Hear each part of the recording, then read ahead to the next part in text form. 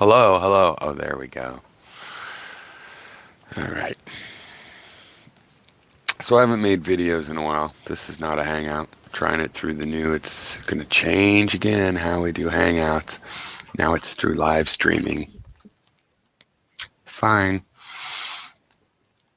I just hate the way computer companies do this, and I'm a software engineer, right? So I don't like making these things this way, and I never have. But where you move stuff around just for fun, it's like the idea is to let people have hangouts. No, that's not enough. We now want to move hangouts over to this other thing that people don't use so that they look at that, and they just make you go around all the time. It's like I'm smart enough that if you create something interesting, there's other ways. But anyway,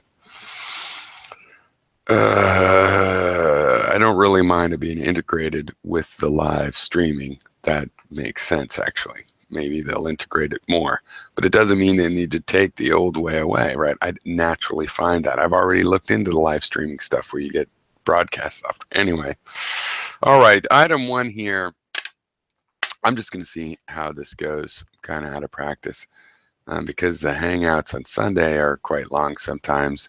It's probably more hours a week than I've usually spent. But so first of all, on that, I wanted to say, look, there's a problem where there's no chatting, and the system for this channel is kind of fucked up. And so I've created a new Gmail account, which I'm thinking I'll be able to use for a YouTube channel and Hangouts. Information exists because Illusions Exist was already taken, and maybe it was Illusion Sexist that's taken. I don't know, but either way, so I did Information Exists, which that's another thing. I was going to just start, go through the Democracy Now! Headlines. Like, for example, do you guys know that there's a Dakota Access Pipeline? It's a U.S., not international thing, and it's going to go across some, I think, Lakota land, and, they're all occupying this place. It's hardly covered at all, right? Poor redneck white guys get covered. You'd think it was, oh, rich guys get covered, poor guys don't. No. This is interesting news. Okay, but anyway, so I can share,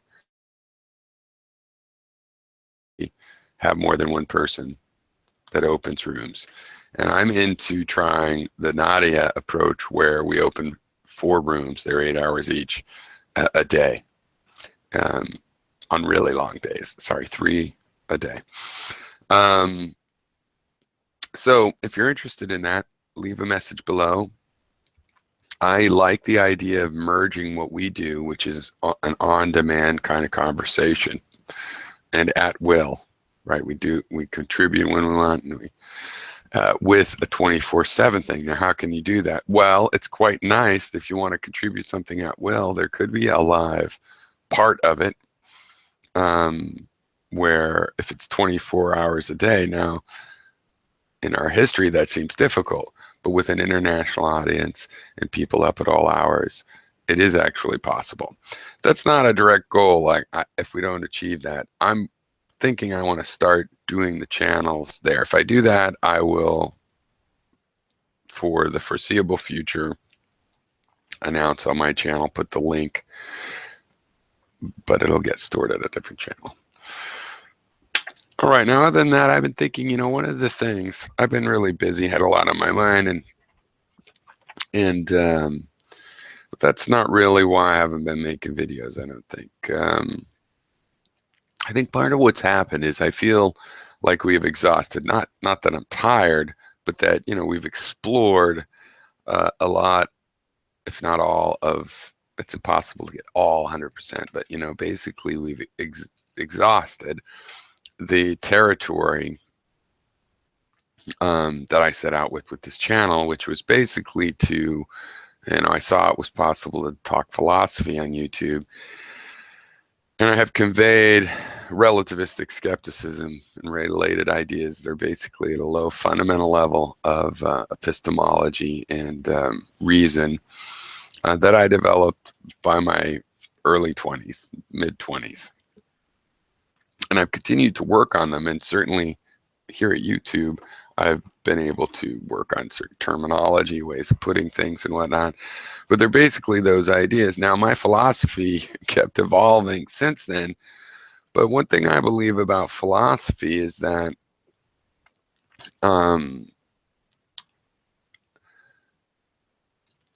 it's rationality. It's a rational system.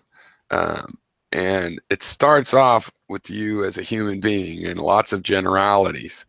As you grow older, you realize you've overgeneralized. Not everybody feels this way in that situation or whatever. People feel different. You feel this way in that situation. And as you grow older, your philosophy has to start acknowledging, if it's aware, that it's about the way you interact with the universe, how you feel about situations, and then leads to what the best reaction or the principles of reaction that you use to make rational decisions. In other words, the rationality becomes ungeneralizable and it applies to you, or if you want to try to regeneralize it, to people like you, whatever that means. All right, so my philosophy has evolved, to be a lot about my life and things that I've had to deal with, my life, and which leads to, do I make videos which sound like they are about my life, my personal life, my childhood?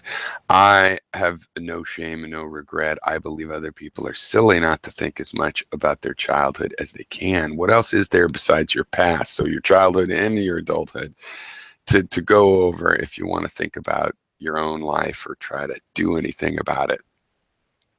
But it wasn't really the purpose of this channel. It's never occurred to me to express those parts of my philosophy this way, because I have another outlet for that, which is fiction.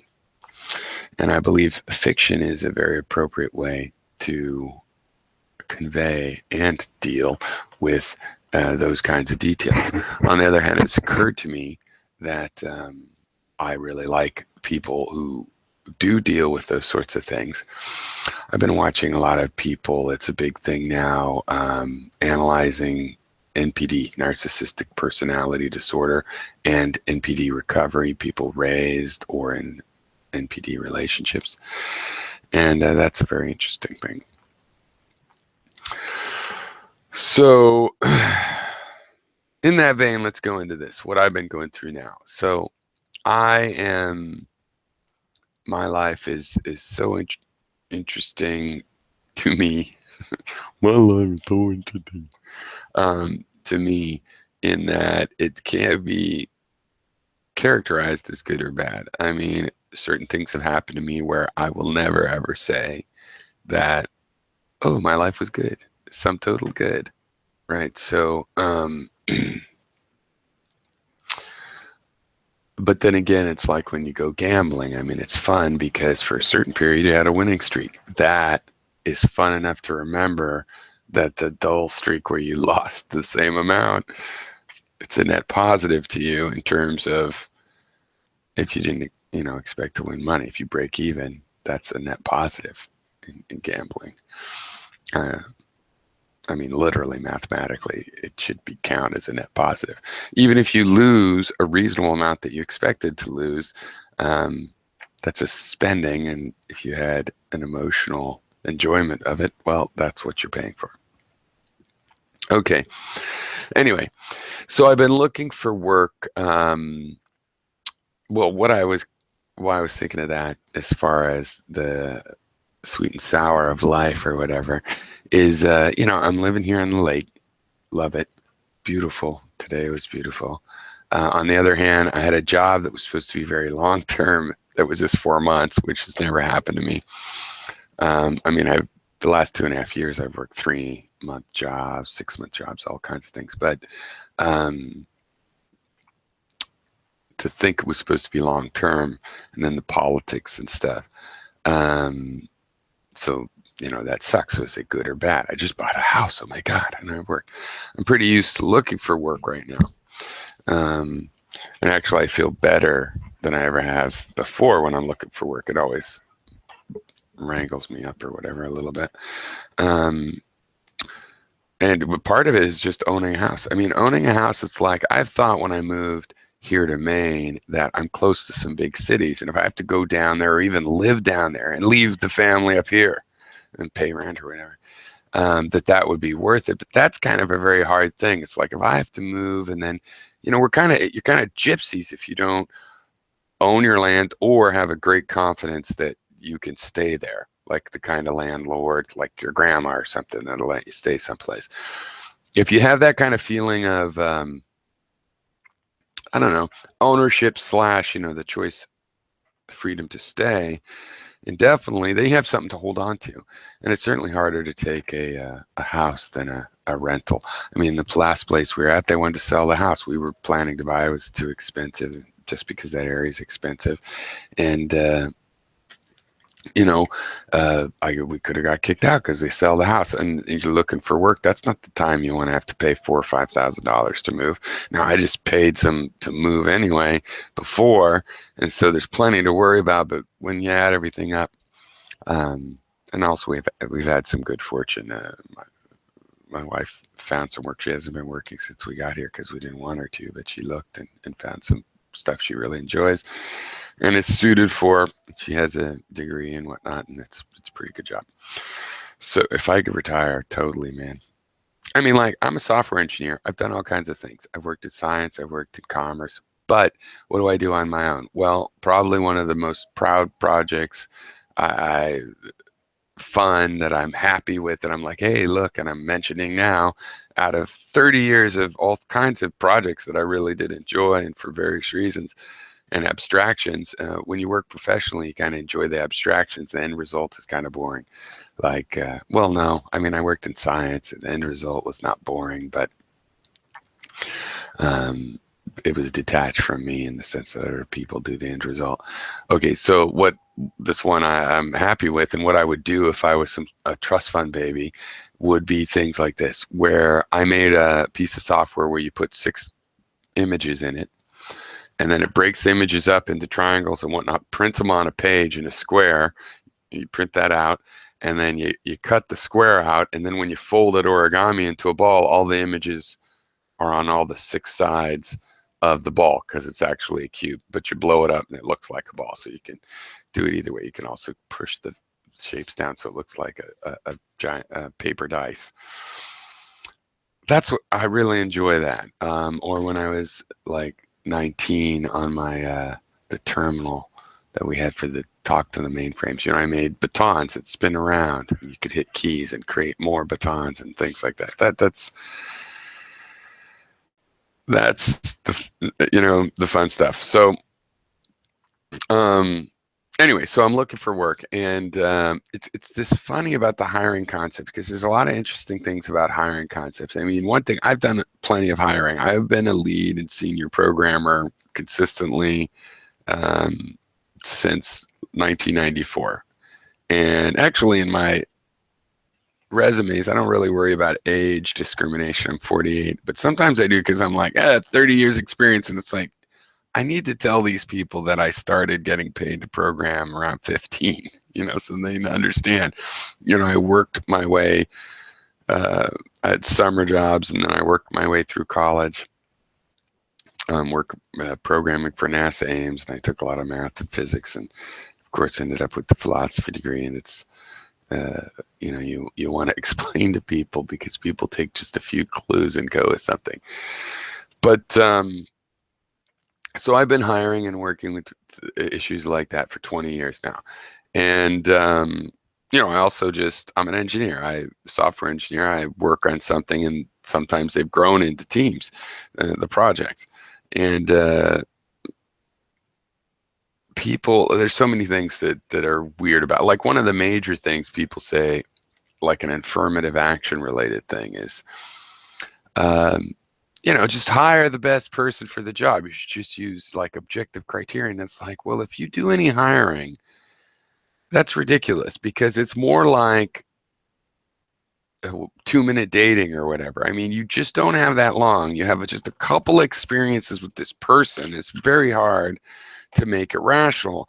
And in computer programming, they've tried to make it more and more rational with a lot of gimmicks and things. Like when I was in my 20s, the big thing was sort of supposedly a Microsoft style of asking just weird esoteric things that tested people's logic. Like, how do you think? Like things specifically, like how many oh fuck, what do they call those things? The round sewer lids. Oh fucking A. Anyway, you know, how many of those sewer covers are there in downtown Seattle? And of course you don't know that, but to discuss it with you, go, well, like, how many of this and this, and what here's the data I would want to know, and then here's what I would multiply by, and here's anyway, that went out of fashion. Now is a bunch of code tests. But for example, I interviewed at one place that will remain unmentioned, Mozilla, and I was shocked. I mean, the guy asked me how to write this stuff, this function, and he said, now do it in one line. And it was like, we spent, 15 years training everybody not to do one-liners. And how is that? And they don't ask the concepts, right? There's computer engineering concepts, and they're basically the rules of logic, right?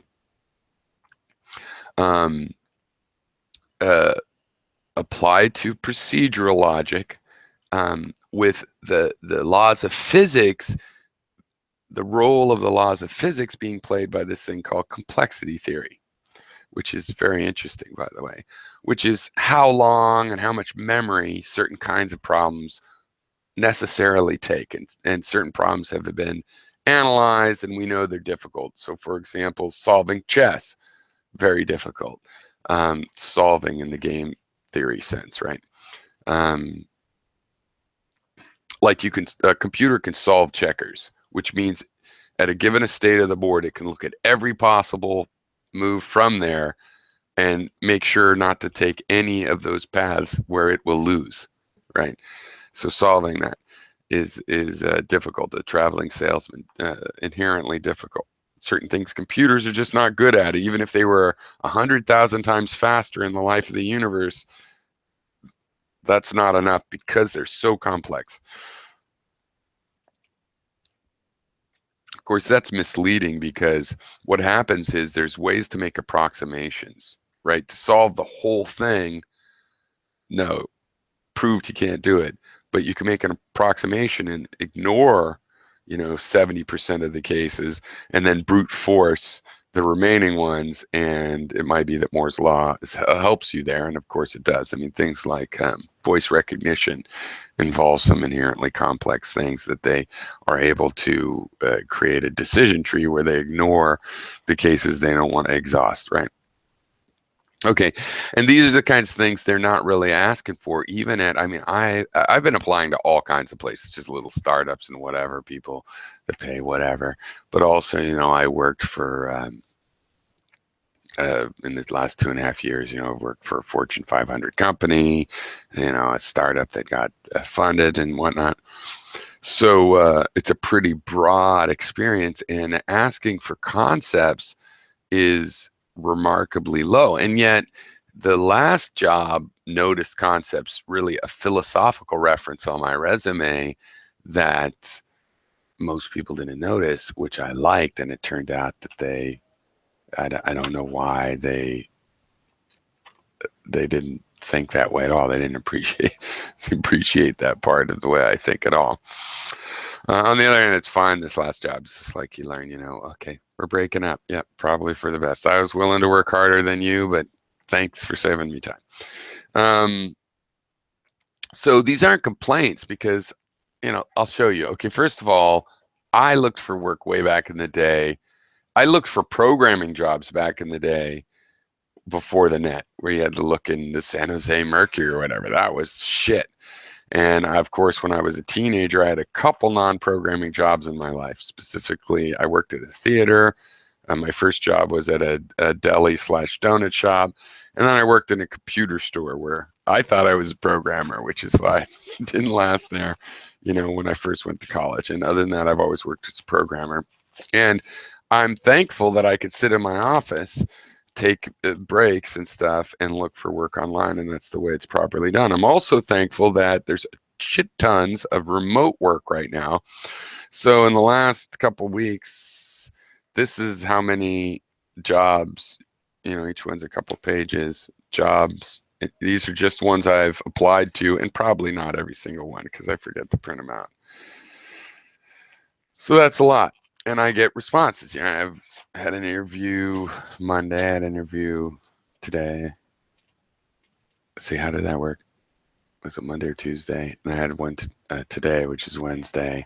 So I had one Monday or Tuesday, I forget which, and one tomorrow, and more. So it's not a complaint that like, oh, why do people not ask me concepts that I know? I can do the little hoops and the one-liner I was not into. That's another thing I just learned. It's like, I've always felt that when I was interviewing people, as well as when I'm interviewing, that, you're interviewing each other. Like, are you the kind of company I want to be at? And the whole idea that, well, you need a job, don't you? It's always true. And yet, there's been times like the dot-com boom where, there's shit tons of jobs. I had a job. I got laid off from a company that had moved around. We'd been bought. It was AOL owned a startup. It bought a startup and then reorganized eventually. 3 months before my first daughter was born, laid off. Well, that was stressful. I tried to get a remote job. There was no remote jobs. I did that about 3 months. Then in a panic, I just drove down to the Bay Area. It was the dot-com boom. And within 2 weeks, I mean, literally, you could get as many in-person interviews as you could fit into a day. Like, there wasn't enough time in the day to interview with everywhere. And so within 2 weeks, I chose one. And so even in that kind of case, it's hard to remember that, no, you're interviewing them as well. So, right now, 48 years old, it's like, yeah, I'm interviewing you guys. Or one thing I applied to that I thought was remote, and they got back to me, and they're down in Manhattan. And it's a consulting firm that works with other, New York companies. And it turned out I have to move down there, but I had the instinct to hold on to that job anyway, because, they set amount of money that would barely pay the extra cost of living, but, a significant amount of money, that would be enough to live down there. And, in an apartment, a 3-bedroom apartment or something. But I just bought a house here. Anyway, and there was a test, because everybody gives these fucking tests. And which is fine, but the worst ones are in person. It's like, oh, program in front of me. But a lot of people now also just give website tests, which is fine. I like doing that. Those are usually fun, actually. I like those kind of puzzles. But doing it in front of someone and then they go, no one-liner. That pissed me off. And you just have to be brave enough to go, I don't want to work for you. That's why your stuff has bugs. So it's not a complaint about that. It's more of an actual lament. It's not that they're not playing the game the way I know how to answer. Though I answer a lot better when we're just doing the concept stuff, which is important.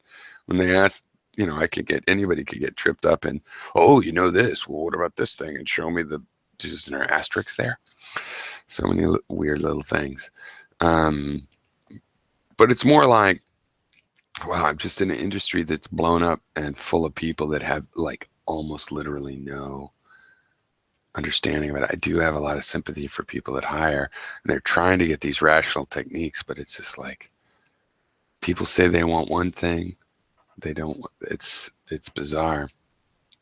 So yeah, I just don't know why people in my industry, it's an industry of concepts and ideas, and they don't understand concepts and ideas. It seems like a lot. On the other hand, it's also just compatibility. Like, the people that I do find do understand concepts, those are the ones that have a positive connection with me. And so part of it is this, you're trying to please everybody, and that's good to give a first impression, but you also kind of have to be like, and if it's not working out, it's not working out. Let's make it short. You can't be panicked of, no, I want every single one to want me and then choose. Because that's another thing. I don't really like getting a bunch of people to want you and then like offer wars. I don't like that at all. Like this job I just took that it turned out too short. I feel a little stupid because I had some other offers that were like, talking to them for a month, and it gets really close. Like, yeah, there's other people they're talking to. So, but if you have 3 or 4 like I'd had, and I had like 5 things at once, talked to Mozilla people, and that was out, didn't like that. But we both agreed. But when I got the one offer, I didn't talk to the other people, and some of them seemed kind of a little insulted. And because people actually think it's like, hey, well, we would have given you an offer. Like, they almost want to have that bidding war, like they like to go shopping. Well, I don't like it, so I often wonder if I should change that about the way I think of things. All right, so on to politics. One thing that's going on, I've been feeling like talking about a lot of it. I mean, basically my position hasn't changed. I mean, and Trump, the biggest problem with Trump is, well, there's going to be a huge corruption thing, like him trying to monetize and his kids trying to monetize that position. But it's not like everybody hasn't done that. I mean, this is a guy that really goes over the top. So that's a problem, but I'm not really as worried about that, right? We do have legal arms that could handle that, even if the president did it blatantly enough and didn't have enough allies. I'm really worried about civil unrest and the fascist sounding thing and its effect on the people and the schizophrenics and the people in hard situations. At the end of their rope, words do have results. And we have the 2 most hated polls running ever. And I do count him as a political person, because even though he's done pop culture, he's been threatening to run for president forever and talked about it. And he's in a pop, he's taken seriously in a pop level. He's almost like the political side of a pop level. So I'm not willing to concede that he's not a politician. He's definitely a poll now. It is arguable. I mean, it's an interesting argument, though, because it gets into, well, what counts as a politician? I mean, to me, yeah, maybe I'm too liberal about the term, and I'd be like, you could call anybody that's a celebrity a politician, whether they seem to say something political, because I'm a philosopher and I can hear what their philosophy would mean politically if they ever translated to that in their music or what they say about their movies or whatever. So it's not a strong argument. I'm saying I have a poet's idea of that sort of thing. Which means gradiated and tie-dyed. So third-party stuff. I have to say, look, I'm voting for Hillary. Now, I'm in a state that's going to go for Hillary, but it's not winner take all in Maine. So I'm going to vote for Hillary. I do think people should vote third party that want to. And if that threatens Hillary's win, I still think that's okay. If you are worried about Hillary not winning, then yeah, you should game the system and send your protest vote in a all or nothing state where Hillary's still going to get it. But if you can't stand the idea of voting for Hillary, which I totally understand, then vote for whomever you want. And the consequences be damned, because that's the system we have. And if people don't like it, if people don't like that a third party can be a spoiler, all they have to do is vote or insist that we start using IRV, instant runoff voting, or any other form of condorcet voting, but that's the easiest and I would say the best in my opinion. But I'm open to the whole system of better voting systems where third parties aren't spoilers. They're warning flags, and sometimes they can win without endangering, preventing, or voting against someone you think is a maniac. Now, having said that, Bernie's decision has bothered me a lot about a lot of Bernier busters, that their attitude towards Bernie. Bernie is an honest man and said he would not run independently. End of story. Any man that said that, or woman, person, speaking dog, anybody, they should keep to that. Also, a primary takes a lot of money and effort, and if you use a party system, Not, I don't really believe in the party system, but if you use some organization system and you go to their debates and you take part of their thing to be their nominee, then you're committed to that. And if you're not their nominee, you take what you get out of that process. And in Bernie's case, he got a lot of press time, press influence, and even actual stuff in the platform, which is, is a valuable thing. The platform takes time to sink in, but platform issues, like look at the Republican platform, it's got crazy, like teach people stupid in school. So he's made the right decision to support her. Totally honest decision. There's no sellout. To break his own word would be the sellout. And people, you can't be ends justifying the means too much when it comes to stuff like this. He took part in this platform.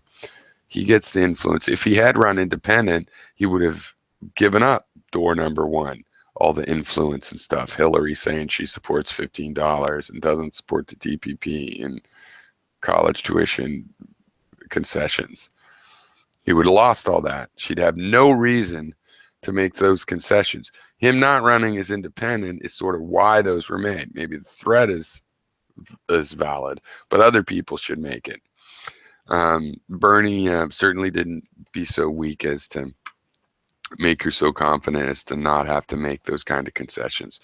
Bernie is for real, and he's helped politics and possibly make it that the Democratic Party can be repaired, because it's been a Hillary Clinton, Bill Clinton party of conservatives for a long time, and it wasn't very long that it seemed so liberal before it was a bunch of racists and Dixiecrats. So Bernie has done a huge thing to anybody that actually pays attention to the history and what's going on in the American politics, in my opinion. So I don't know how long it's been going. Okay, I'm almost done. Now, last thing, social justice. Now, on the social justice topic, of course, I persist in I'd like to talk about social justice with someone. Not Anita Sarkeesian or this or that person that is crazy or you think is crazy, or maybe they're not crazy. I have very little desire to debate over celebrities, especially celebrities that have been made well-known by their opposition to MRIs. I want to talk actual social justice issues. Is it a thing? Can it happen? Do we already have it? Etc. What is legitimate the social justice warrior thing, I've been told, is so ironic. I've been told by some that I'm not one because my interest in social justice is more honest than that. Well, thank you, those few people that have said that, but it still remains to be figured out. What's the status here? Because I have some things I don't think are just that I'd like to see stuff done about. I'm not hyper obsessive compulsive, like the world has to be fixed already, but I'd like to get on them. However, what I've been thinking about lately is more this issue of, it's more and more often you'll be called a cuck. Not just in an MRA video, but in other videos. They're wandering around. It's like if you give a liberal sentiment or defend a woman or various trigger things, you could be called a cuck. Sam Cedar's been going on about it. It's reached his notice. The term has. And he likes to use a lot, ironically, which I also think is pretty funny. But the idea is they're calling you weak, so weak that you want your woman to degrade you. And you are actually degraded, and somehow you're like a masochist or just too weak to fight back, or you tell yourself you're okay with it, something like this, that you're super weak, basically. And to me, this relates to fear, because I think these guys are showing that somehow they're afraid of being this kind of person they're projecting out, right? Because I certainly have no worries of it metaphorically applying to me. I mean, they're the ones that are shitting their pants over immigrants, right? gonna get raped by the immigrants. And they're the ones that scared of women. Oh my God, the women are getting too advanced. If it gets too far, we'll never be able to recover. That seems weak to me. And I'm not just saying that as a line. That seems really weak. That's like, you're so frightened, terrorists. It's like, you have to understand, my fear level is that I don't want to take my shoes off in a plane. The plane might get blown up. Well, that would have to be like every other plane or something had a shoe bomb on it that was prevented by taking your shoes off. Because, I mean, it's one plane a year. It's like, let's just look for like shoes trailing dust, or I don't know, wiped outside with the bomb stuff or something. But there's just a point. I don't want to wear a paper suit or have to go on planes nude or anything. It's like I was limited.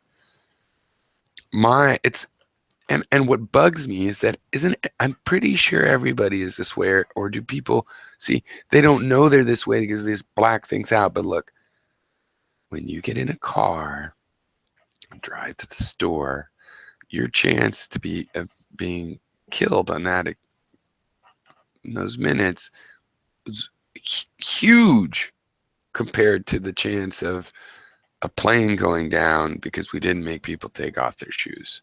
It's fucking huge, or like by 1,000,000 times. Well, depending on the statistical parameters, but much, much higher, right? 13,000 people or something die every year in the car wrecks going places. The biggest year we ever had was 3,000 here. Usually it's 20, 30. Usually being still only a recent period of time. So if you go back far enough, I mean, it's like, obviously going to get some Twinkies is worth risking your life. So what isn't worth risking your life? If you go and buy, a 6-pack of soda and some bread and Cheese Whiz is worth risking your life, then what's the problem with going on a plane? Exactly. It's not rational, and it's very, very fearful. So why would I be, or would I ever feel like I'm the weak one? The conservatives that are so concerned about this, which seems like most of them now, they would have me believe that I'm not manly because I'm not afraid of immigrants. And I say, send the refugees over here. Send them all over here. We'll vet them once they're here. We'll check them out once they're here. We'll let them run around, check them while they run around. Some of them will be criminals. Yeah, well, America, we got plenty of criminals. We got some of the worst criminals. Wait till they run into our criminals. Our criminals will probably fucking take care of them. I mean, what the fuck? We already got the criminals. We're not feared of them either.